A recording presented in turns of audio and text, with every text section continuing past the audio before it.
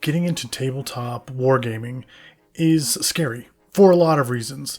You know, among those are the fact that it's expensive to get into and because it's going to take hundreds of hours of your free time just to get ready to play. But it doesn't have to be scary. It's still going to be those other things. It's still going to cost you a ton of money and it's still going to take a ton of time. But it doesn't have to be scary.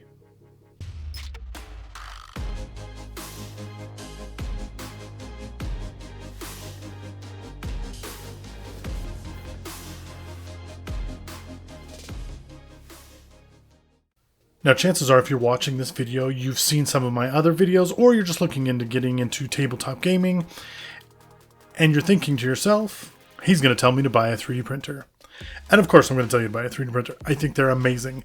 But depending on what you want for wargaming, it's probably not going to be the first thing you want to buy. And what I mean by that is, if you're looking into competitive playing in tournaments, playing in, you know, at your local game store with other people that have the same game, buying a 3D printer might not be what you want right now. It might make more sense to buy an army or to, you know, start with paints or things like that, because 3D printed units, almost without exception, are not allowed in competitive play. And in some circles, they're looked down upon. Now, if you're playing with just your friends and you're just looking to get into playing some war game with your friends, then heck yeah, buy a printer. They're amazing, and I think everybody should have one. And eventually, I mean, even if you're looking to play competitively, you'll probably want one somewhere down the line. But we're not going to talk about that anymore for today. No, the first thing that I'm going to tell you to do is find a game you want to play and then ignore what the internet says. And what I mean by that is almost anywhere you're going to look, they're going to tell you the rule of cool. Cool. We're just cool. Right? Which simply put is buy the army that you think is the coolest. And I'm going to tell you not to do that. Lame. I'm going to tell you to follow the rule of you're going to finish it instead.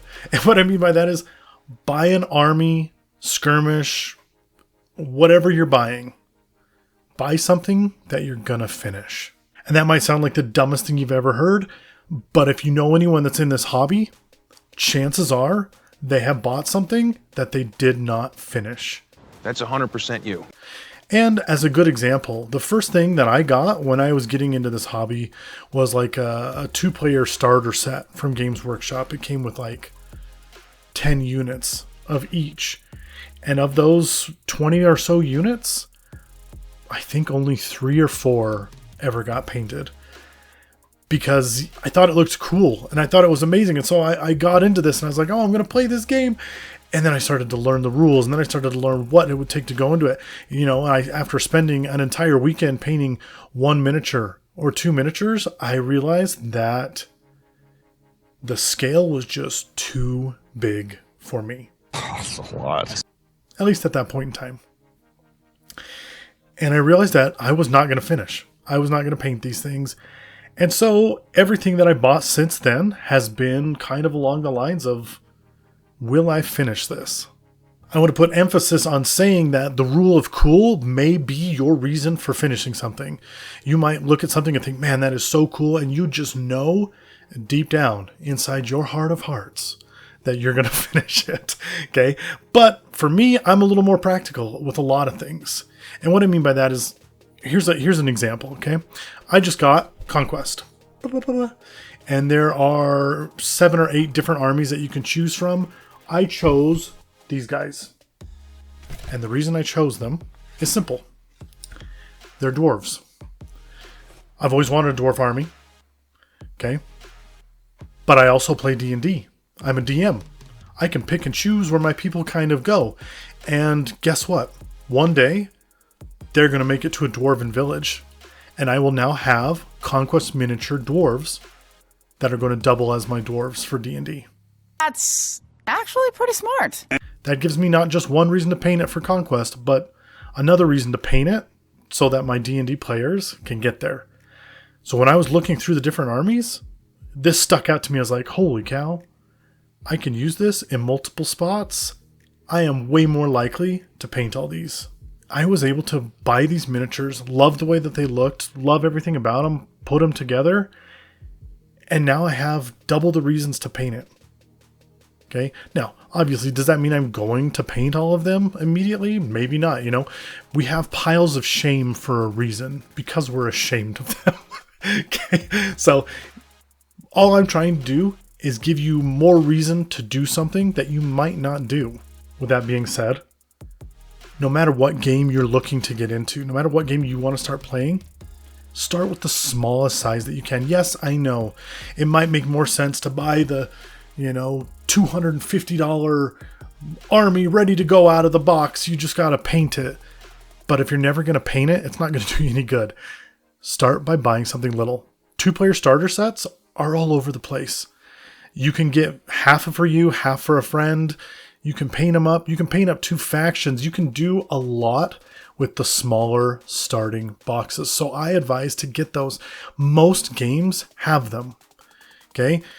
Infinity has them. Malifaux has them. War Machine has them. Conquest has them. I'm trying to think of all the tabletop war games that I know of, but they're out there. Blackout has one. Super affordable. Awesome. It's going to be delivered to my house later this week, so I'll be doing a video on that. So stick around if you like Blackout. Okay, but there's tons of games out there and tons of small sets that you can get into, so you don't have to spend that $250. You can spend $100 or $50 or whatever it may be. And even Warhammer, if Warhammer's what you're wanting to get into, they have smaller boxes, they have kill teams, they have combat patrols, they have spearheads, they have smaller ways to see if you actually like something.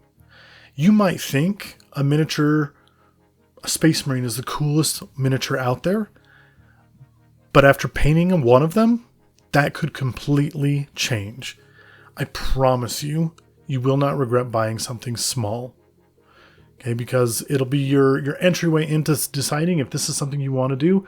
So that's my advice.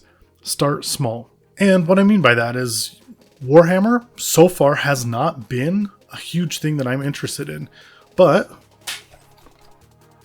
Necromunda.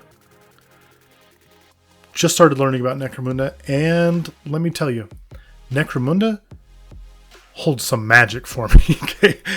It just seems amazing to me. I love everything about it. If you don't know what it is, you can look it up. I'll do a video on it as I paint these guys and as I get started. But Necromunda holds a ton of magic for me, and guess what? To get into it, that box, $50. $50 for 10 units. That's $5 a miniature, which may seem crazy, especially when you can print them for like 25 cents. But this is from the store, from the big box GW store, 50-ish bucks. And you can get into this hobby at the same starting point as everybody else. Granted, there's other things that you need to get. Every game's going to be that way, but you can figure it out just for this amount. So, getting into tabletop gaming doesn't have to be scary, but it also doesn't have to be both feet through the ice, jumping into the lake kind of thing either. Get into it little bits by little bits. Try and find another reason. Most of those games have miniatures that you can use somewhere else. Okay, if you're looking, a huge example of this is one-page rules. One-page rules, online, free, rules, everything. You can use whatever miniatures you want for it. Okay, but you still have to have kind of miniatures that fit a specific role. So, find it. If there's a game you're interested in, try and find something that meets that role. It's not as hard as it sounds, I promise. And then, like I said, when you have multiple reasons to paint something, multiple reasons to get something done and on the table and to play, even if you hate the gameplay of the original version, guess what? You still have a backup to fall over to.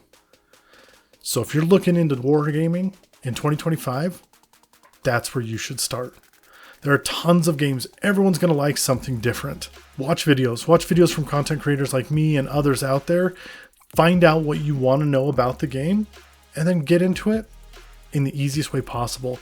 Good companies will make a way for you to do that. I promise. So, where would you start?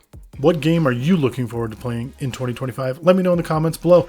I have so much stuff that has been sent to me that I'm looking forward to putting videos together on that I can't even list it all right here. Okay. And it's just going to get better.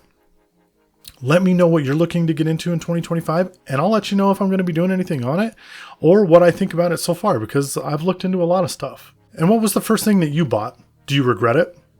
Were you happy with your purchase? And did you finish it? I really want to know what people say to this. I really want to know if I'm just this outcast who's in the back, who just didn't paint his stuff and just let his pile of shame grow from the very beginning, or if other people are out there that are a lot like me. So let me know in the comments below. And as always, thanks for checking the channel out. Stick around. We've got a lot more we're going to go through this year. It's going to be the best year yet. And I am so excited to show that to you. Please like, subscribe, hit that little bell button if you want to be notified of when videos come out. And we'll see you in the next one. But before I let you go, as always, don't spend so much time building your world that you forget to spend some time in it. Until next time.